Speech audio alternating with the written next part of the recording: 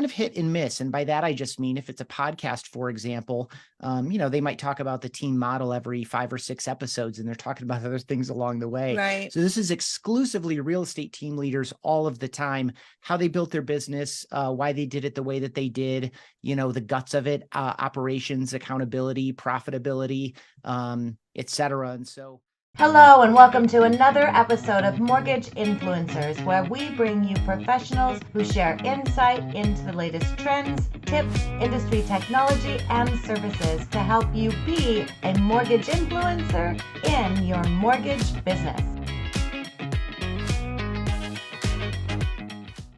Well, we're getting started here. It is Wednesday, so I want to welcome all of you to the Mortgage Influencer podcast. My name's Ginger Bell, and I have my co-host, one of my co-hosts, Steve Richmond, with me today. Hello, Steve.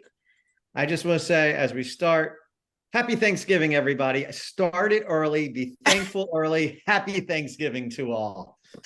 I love it. And you know what? Before I introduce our guest today, let's talk about that. And if you're listening, hey, we're a week before Thanksgiving of 2023. So just a little time reference there. For those of you who are joining us, yes, happy Thanksgiving. We will not be having a call next week. So we're going to give everyone a holiday. I will be out of town, actually out of the country. I'm going to Cabo, actually San Jose del Cabo. For a week with my brother. It's like we used to spend Thanksgiving in Montana, where he has a cabin, and we decided to opt for something warmer. So. Well, I'm going to Baltimore with my family, my extended family, so I don't feel like I'm in a different country or different planet, if you will. And who knows what the weather will be. Exactly. Okay, well, it is Wednesday, so that means another live episode of Mortgage Influencers. I want to welcome our guest today, Ethan Beute. Hello, Ethan. Hey, great to see you again. Yeah, it's great to see you. So some of you, if you're watching the video, you probably know Ethan, especially if you followed him on some of his podcasts that he's done. Ethan is with Follow Up Boss, and I'm excited to hear about this because it is a business that's been around for a little while. New to you, Ethan. You've been with them for a few months. But before we really get into that, I want to talk about really the impact that you've had, Ethan, long-term on the mortgage and the real estate industry, because you have a background around video. I know you and I have had conversations. I've been on your podcast. Video and obviously edu marketing is near and dear to my heart. So if you don't know Ethan, he has 2 books out. And if you don't have his books, I would really recommend getting his books, especially right now, because I think working on our business, making sure we're doing the things to be able to connect with real estate agents, to be able to stay top of mind, and video is that. So Ethan, real quick, what are the 2 books and where can we find them? Sure. Thank you for that. The most recent one is called Human-Centered Communication, and it's a framework for connecting and communicating despite all of the noise and pollution that pervades all the channels that we're trying to connect with people through, whether that's email, social DMs, video calls, all of these places that we're trying to connect and communicate. We can be doing it all better. So along with my longtime friend and team member, Steve Pastanelli, we designed a framework around it and brought a number of experts into that conversation. So that's Human-Centered Communication, a business case against digital pollution.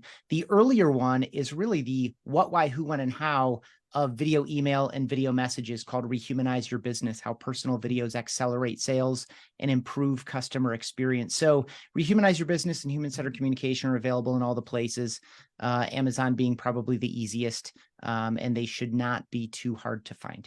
Yeah. And Ethan, since we are on video right now, just point over your shoulder and show them the awesome books that are sitting there right there. You go. There they are. So if anytime during this conversation you're like, that was awesome, what was the name of his book again? Just look over the guy's shoulder and you got it. Yeah. Well, and Human-Centered Communication, we did with a gorgeous gloss and emboss on the cover. So it's got like a little shine to it. I love it. Well, and oftentimes, especially for loan originators, if they're looking for something to be able to share with their real estate agents, to be able to maybe we do a lot of podcast production ourselves. And so, that would be something good to think about. It's like if you're going to do a coffee, and want to be able to have a conversation, those would be good books to be able to maybe start a book club or, do a reading or, different things like that. I'm always looking for ways to stand out. So, and I'll make an offer. If anyone does start a book club with 3 members or more, reach out to me. It's just Ethan@followupboss.com. And I'd be happy to join you for the first or the last session of that if you're doing it virtually. wow, that's huge. Yeah, I mean, like that's these major. ideas are important, and the club concept is great because it's got built-in accountability, and you can also make your own meaning out of it. And depending on what ties you together with the people around you, whether it's your, the other LOs that you work with or alongside regularly, or some disparate group of mixed professionals, that whatever brings you together, that conversation around the material makes it more valuable for everyone. Well, and that's really a good idea. I mean, you think about, we're at the end of November, coming up into December. What a great idea to think about starting something for the first of the year, where you say, hey, you know what? And I don't know how many chapters are in the book, but it's like, if you don't want to take on a book a month, which is a major undertaking, if you want to say, you know what, this is the book we're going to focus on for the year, and just take a chapter once a month and do a group call. You could, I mean, I don't know, go into different offices and do something like that. I mean, it's like, and this is what I love about it. Nobody else is doing something like that, or probably very few people are doing something like that. So I like doing different things, and people are looking for, especially real estate agents, they want something different, right? I mean, they need help. And so big word there, different, something different. Absolutely. Yeah, something different that's positive. I think hopefully we're seeing, some light at the end of the tunnel. I don't know. Numbers are out that are good. It looks like all of the rates increases that we've been going through has, not necessarily, gone in the other direction, but at least slowed things down. So gas prices are down, flights are down. I mean, all of those things are down. So, it's like maybe there is a little bit of light. Bring some positivity to it. Right. Okay. So I want to hop in. So 2 things. And Ethan, you can talk about, we're very open as far as whatever you want to talk about. So if you have something, say, Ginger, I really want to talk about this. It's like, we are fine with that. I'll follow your lead and your curiosity. Well, and of course, anybody who's online, type in any questions you have. If you want us to talk about anything, you be part of the conversation. Yeah, absolutely. If you're watching us on Zoom, because I know we have a lot of people that do, you can type in the Q&A or the chat. And then obviously, if you're watching on Facebook, which you have a lot of people that do, you can type into the chat there as well. But I want to start off with, because I don't know a lot about Follow Up Boss. So, and for you to make a move, and when I saw that happen, it's like, oh, Ethan is very smart. What is going on here? And so, that's the thing. It's like, look for what people are doing in the direction they're going that you have respect for and follow. And I do that with you. So I'm very excited to hear about what transpired as far as Follow Up Boss. Well, that's very, very kind of you to say. I appreciate that so much. I had been at BombBomb, where I wrote both of those books. I started the Customer Experience podcast, which you, Ginger, have been a guest on. I'd been there for almost a dozen years. And in any journey like that, by the way, for folks who aren't familiar with the software business, like a dozen years at a software company is like dog years or something. It's crazy. Yeah. It's not very common is the point. And so I had, at various stages of that journey, you look around, you say, okay, have I done what I'm supposed to do here? And obviously, in a growing company, we almost had almost no customers, no revenue when I joined BombBomb in 2011 to, where I left off, which was, a bootstrap company, well past 20 million in revenue, 100 employees or so and tens of thousands of customers. And as you mentioned off the top, a lot of them in real estate and mortgage. And we can get into why and what that is, because I still believe completely. That's what both of the books are about. As I mentioned, I still believe in these concepts deeply, but I had a really unique opportunity to join Follow Up Boss. A longtime friend of mine, in fact, the co-author on both of these books, Steve Passanelli, had joined them a few months prior And of course, anyone you work with for 8 years side by side every day and do things like write books with, you stay in heavy contact with. And he just saw an opportunity, like a really unique opportunity to leverage what I love the most about my work and to solve a problem at that, or capitalize on an opportunity more so, at Follow Up Boss. And so he had a vision for it. We talked about it a little bit, and at a certain point, it just made sense for me to do it.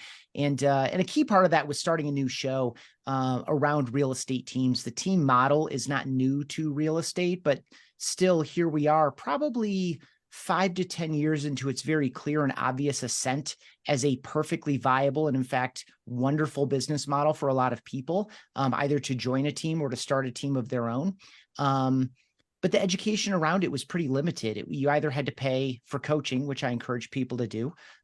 Paying for coaching and mentorship and groups and masterminds and things is a really great thing to do. But a lot of people want something more available and or less expensive. And a lot of the other material that was out there was kind of hit and miss. And by that, I just mean if it's a podcast, for example, they might talk about the team model every 5 or 6 episodes, and they're talking about other things along the way. Right. So this is exclusively real estate team leaders all of the time, how they built their business, why they did it the way that they did, the guts of it, operations, accountability, profitability, et cetera. And so I love the conversational format of a podcast. So it's YouTube and all the podcast channels, and then social as a consequence, and really creating a curriculum that is approachable to anyone who wants to learn about it, whether they're in real estate or not. So go ahead, Steve. You said team. I think teams they're very similar in the mortgage world as they are the real estate world. I don't think that they're totally separate concepts. So boom, let's get practical. Give me one best practice for team setup and one mistake that you see commonly happening when it comes to teams. Yeah, I think that, a lot just came to mind there really quickly. One of the biggest challenges that comes up all of the time is the team leader who's deciding whether and when to leave sales production and become a full-time leader for a variety of reasons. One, typically kind of that high D type A personality, that's really, just crushing it, selling, let's just say, not this year, but let's say, 3, 5, 8 years ago, selling 150 houses on their own with a part-time assistant, that type of person who's just like grinding.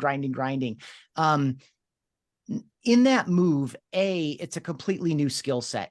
Leading a team, managing people, helping people become better versions of themselves and help them produce more is completely different than the service work of a high-producing loan officer or a high-producing real estate agent. And that's not to be taken lightly. The other issue, too, is that from a cash flow perspective, you're very often trading off volume and production in that move. And certainly in an uncertain market like this one, it's even more challenging to figure out when and how to do that. So you have this hard driving person who may not be super patient. They have all their processes, but a lot of those processes are in their head. They need to figure out when and how to document those, who to offload those to, how to stay patient as you document some of those processes, start handing them over to other people and watching them do it, but only do it at 65% of the quality or speed or volume that you were doing it. Like, that requires a lot of patience, and that personality type, very often that's a learned skill or a muscle to develop, that patience is. And so that's one that comes up on a number of conversations. And so that was the first thing that came to mind. And then there are also a number of people, I'm thinking of 3 or 4 of them off the top of my head. I launched this show about a month ago with 3 episodes a week. So there are a lot of episodes already. Wow. And it's a lot of work, but absolute joy. A number of folks have said, you know what, I am leading the team, but I've opted not to leave production. And sometimes when I'm recruiting agents, they feel like I might be competitive with them, but they should be thankful for it because it makes me a better partner in their business. It makes me a better coach. It makes me a better mentor, if that's the nature of our relationship, because I'm truly in touch with the market. And in a market like today's, if you stepped out of production in 2021 and you're trying to coach based on the last 10 transactions you did, it has absolutely no relationship with the market that people are experiencing today. And so this idea of staying in touch with the market and not just cherry picking the $5 million listings. I mean, that's not it either. But finding the right way to do it a lot of people are staying in production, even though it costs them a little bit of the time and attention that they might be devoting to the business itself from a guts perspective, or to the agents that are producing a lot of the revenue. Thank you. Sure. Well, and when you look at that, because with the change that obviously has happened in the industry, on both the mortgage and the real estate side, for some of those, they may have left that production and now had to come back into that production for a lot of different reasons. And so that can be a challenge as well, to be able to say, okay, now I'm hopping back in and doing that.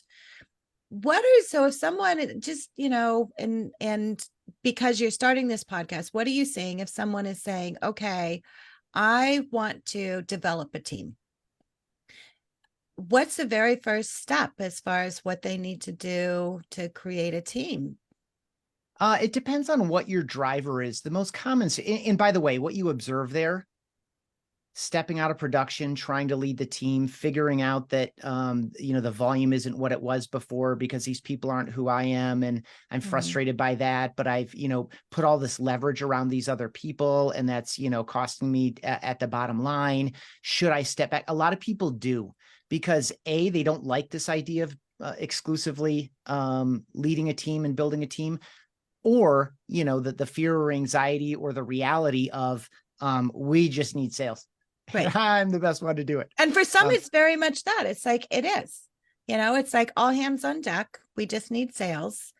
And so getting back into that, and we're definitely seeing a lot of that. Yeah. So starting a team, it depends on what your driver is. The most common story I've heard, and I don't think that it's one that we'll hear a lot for someone today, is, I just had too much opportunity. And at a certain point, I was kind of giving them away or doing some kind of referral fee agreements. And at a certain point, either my broker told me I should start a team, or my friend told me I should start a team, or it occurred to me.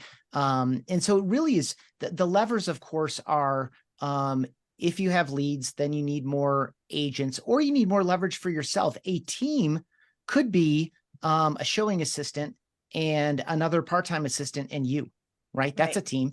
So it depends on your ambition, and different people have taken different routes, but the fastest growth that was happening, of course, the past decade has been pretty good for everybody up until recently. And so those are a lot of the stories that I've been collecting so far, is people that started their teams, 2012, 2014, 2011, 2016, et cetera. So it's a different climate, but they had so much opportunity that they typically would bring along buyer's agents and keep the listings for themselves. That's a very common move. So there are a lot of different paths to it. It depends what you want to do, and it depends on what your circumstance is. You don't start it because you want to be a team leader. You start it because you have to. Right. If I want to take my business where I want it to go, and I can't get there the way that I'm structured now as a solo agent, or in whatever environment I'm in, then I may need to identify my strengths. Self-awareness is the I guess the first place to start. What are my strengths? What are my interests? What are my passions? What am I actually really good at? What do I actually want to build? And what are the next couple of steps there? And so you'll hear some people say leverage marketing first. You'll hear other people say leverage your time, again, with maybe a showing assistant or a transaction coordinator to kind of run the guts. But it just depends what you like to do and what you don't like to do, what you're really good at, what you're not good at. And perhaps the costs of these different things as you start going down that road. Like, is this worth it? Is this the next right step for me? Every story is unique. Well, and so the industry, thank you for that. But the industry, the market, all those things can affect a decision like this. Mm-hmm. And so when we were in the green room before we went live, Steve had brought up the elephant in the room. And so, nobody really knows what direction this is going to take, right? But it could have a huge impact on what an agent looks like and what their capacity is. And so, Steve, I'm going to let you, because I know this is a big conversation for you. So, what are you kind of seeing, hearing, thinking, with this? Well, what I keep getting back to is the role of especially the buyer's agent is what's going to change. And the question then becomes, is it now all going to be put upon the seller listing agent who's going to be doing all of that? And are they going to be bringing buyer's agents in to be part of their team? So it's Right. It's lock stock that you're all in one place, or are you still looking at these separate type of entities? So then I say back to Ethan, when you're setting up a team, I get that you say, fill where your weaknesses are. So if you're not the marketing person and you're the salesperson, go in and get the marketing person that's going to be on your team.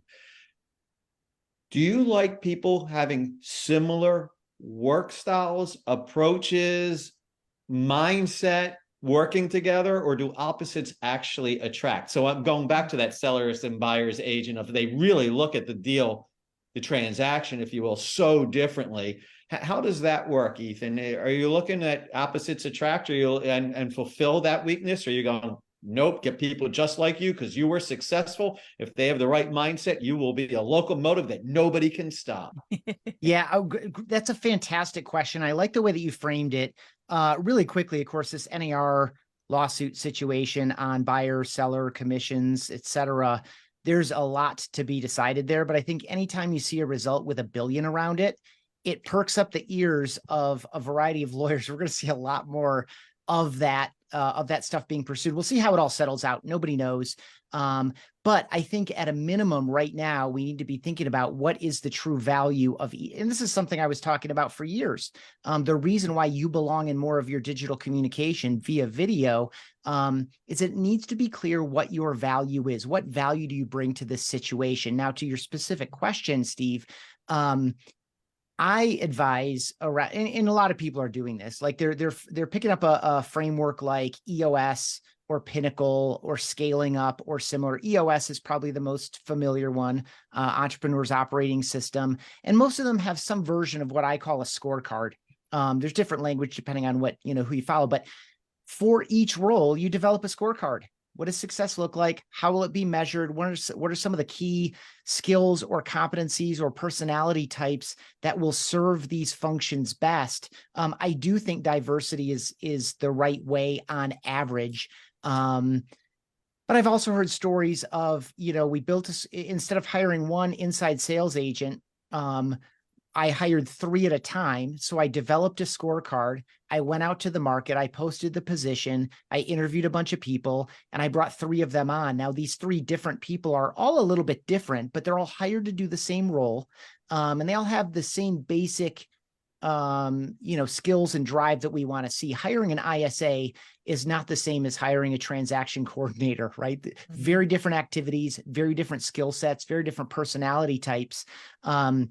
So diversity is key across the team and probably even within a role to some degree. And I think being really clear on what that role is and what success looks like, and having at least a semi-annual revisit of that scorecard and each person's performance relative to that scorecard. That should be happening, by the way, on a weekly basis with staff members, like full-time staff members versus sales producers.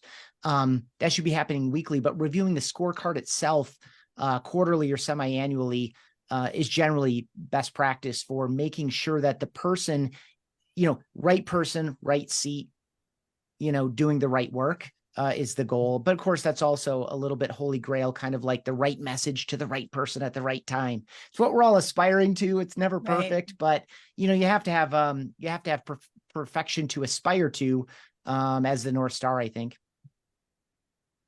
And Ginger, it always seems to come back to AI in our conversations.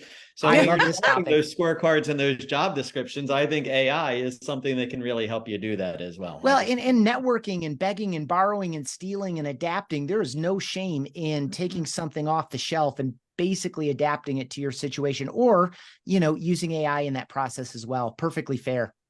One of the things though, and I obviously own a business. I have a team, my own team. And so you mentioned something about following up with them weekly. And it's like, as an entrepreneur, it's hard to be able to do that. So tell me about the sales producer in your business. Yeah. You're probably the primary lead generator, and you're also the primary service provider. Yeah.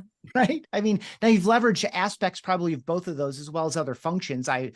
Maybe you And do I your mean, own there's bookkeeping, but I capacities assume that I not. have. Yeah. But so I'm interested. It's like, so follow up boss, tell me, because I have a feeling that that's probably something, if you're talking with teams and things like that, that offers a solution to be able to help salespeople like myself. I mean, I'm an entrepreneur, I'm a high D, sometimes too high.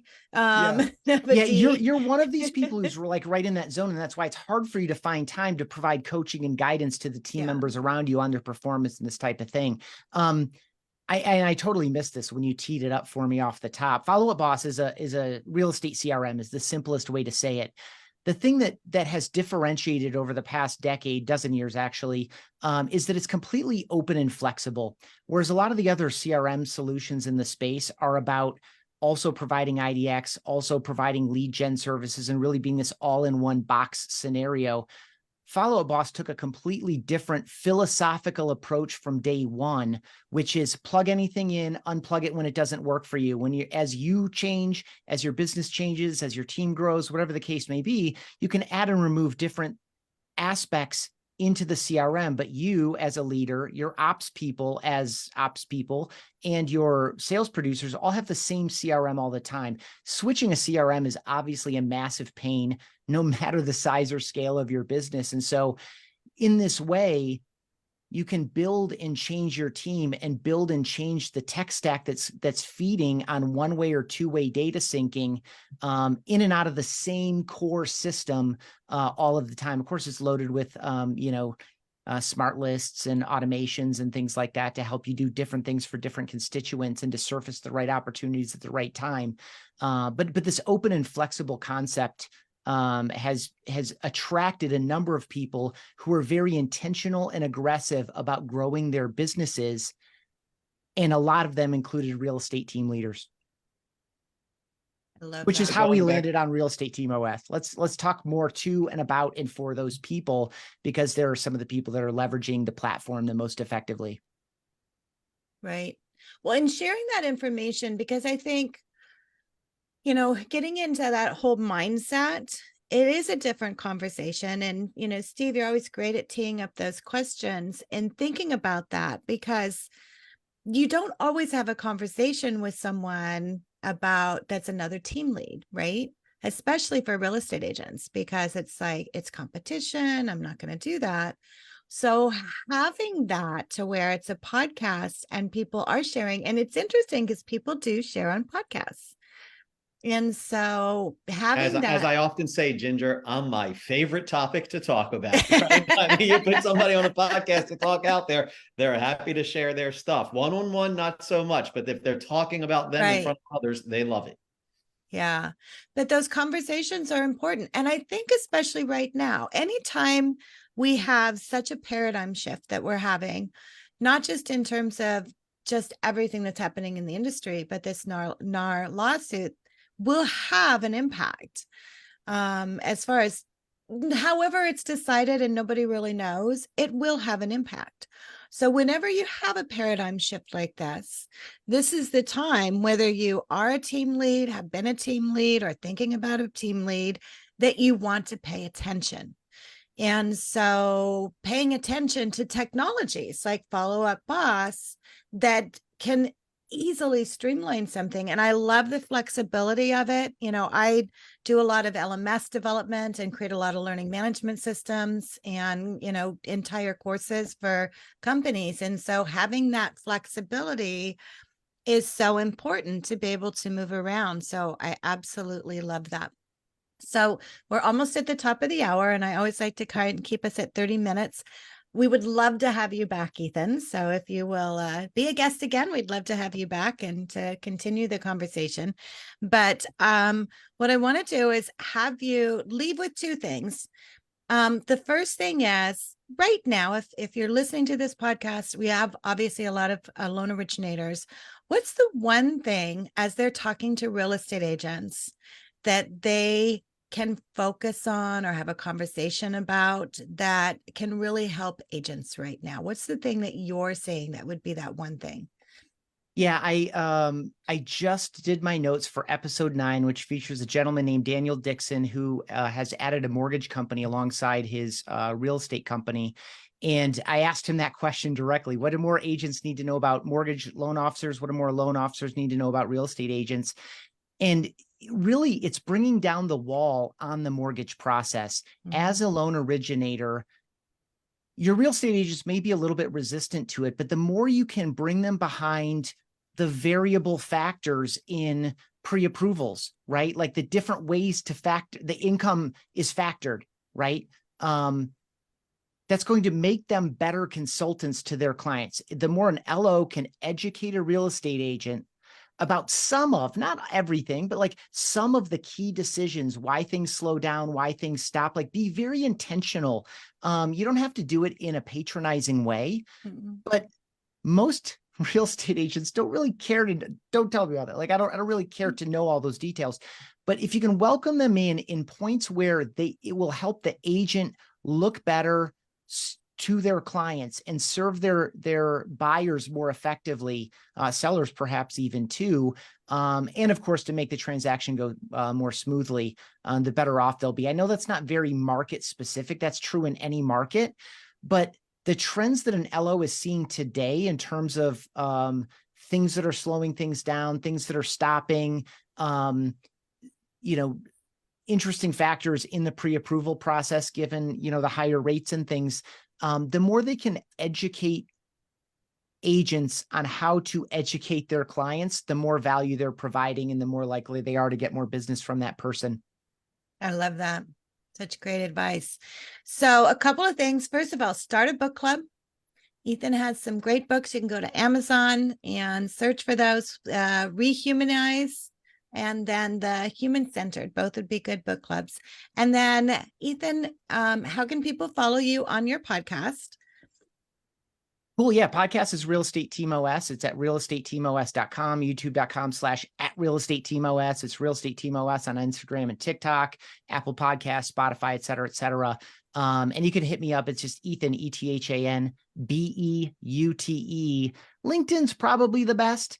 But I'm on most of the social networks that way. And of course, I share a lot of the work that I'm doing, so you'll have access to it that way as well.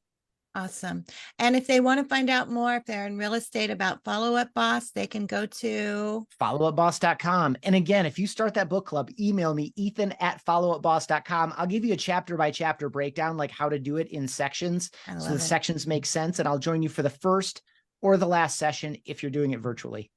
I love that. Well, thank you for that. That's a great offer, you guys. Take them up on it. Absolutely. So thank you, Ethan, so much. Always good to see you. I appreciate everything that you're doing. Steve? Thanks, everybody. I just enjoy our Wednesdays together, and Ethan made this a great Wednesday, so thank you. We do. And you guys have a wonderful Thanksgiving, and we will see you after Thanksgiving. We have two special guests. We have Devin Dubuque and David Nguyen, who have a podcast that they do, which is Real Estate Success Partners. So they're going to be a guest and round us out for the end of November. So thanks, guys. Bye-bye. Take care. Bye.